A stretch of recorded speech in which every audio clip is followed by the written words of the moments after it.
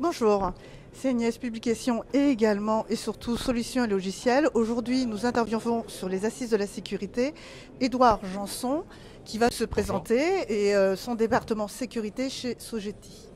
Bonjour, donc Édouard Janson, je suis responsable de la business unit sécurité du groupe Sogeti qui regroupe aujourd'hui 150 personnes sur le territoire national, réparties à 50-50 entre Paris et la province, qui a la particularité d'avoir en son sein une équipe de recherche et développement de 15 ingénieurs-chercheurs dédiés à la sécurité des systèmes d'information, qui travaillent sur des vulnérabilités, qui testent des produits et qui communiquent énormément.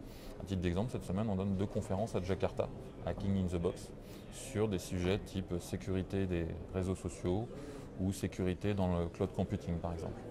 Nous allons aborder aujourd'hui la problématique de Stuxnet, qui est un verre sur les réseaux industriels.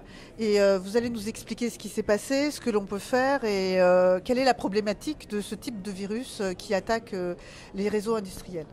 Alors déjà, les réseaux industriels, c'est ce qui pilote une industrie quelle qu'elle soit. Et aujourd'hui, ces réseaux industriels se retrouvent connectés au réseau de gestion, donc au réseau de l'entreprise. Et ces réseaux de l'entreprise, comme vous le savez, sont connectés à Internet.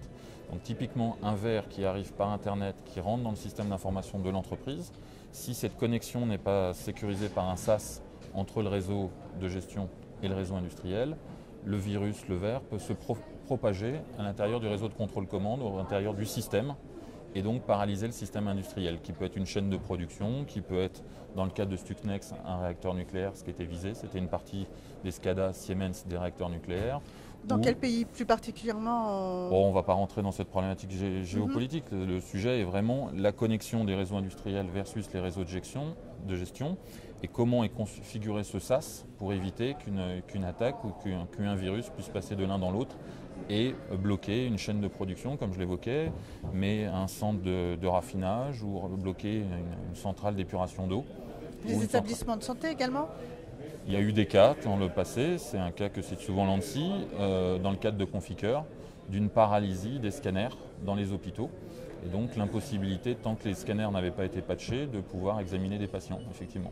Quelle solution à cette problématique aujourd'hui ? La solution, elle est et technique et organisationnelle. Techniquement, faire un SAS entre les deux réseaux avec un système de diodes qui ne laisse pas passer les infos.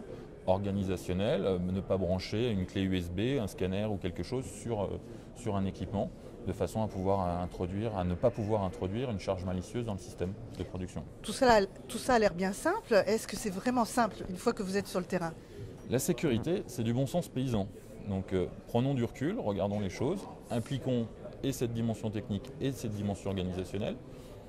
Après, commençons par réfléchir, analyser les risques avant de déclencher l'arme lourde. Et la sécurité, c'est ça, c'est analyser les risques, quels sont mes risques et quelles mesures de correction ou je peux mettre pour lutter contre ce risque.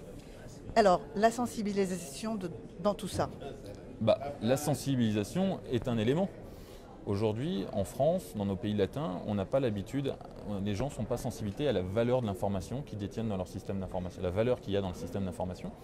Et donc la sensibilisation est là pour leur faire prendre conscience qu'aujourd'hui la valeur de l'entreprise est dans les données qui sont contenues dans le système d'information et qu'il faut faire attention de ce qu'on fait avec, comment on les gère, comment on les administre, comment on communique, comment la vie de ces données, entre la naissance des données et la fin des données.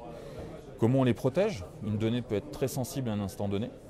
Typiquement, un résultat annuel d'entreprise va être très critique avant la communication à la presse, est une donnée très hautement protégée, mais après la publication, c'est une donnée publique. Donc les mesures de protection doivent pouvoir évoluer au cours du temps. Voilà. Merci. Merci Édouard Janson d'avoir partagé ce moment avec nous et Solutions et Logiciels sur les assises de la sécurité. Et également, c'est Agnès Mag. À bientôt Solange. À bientôt.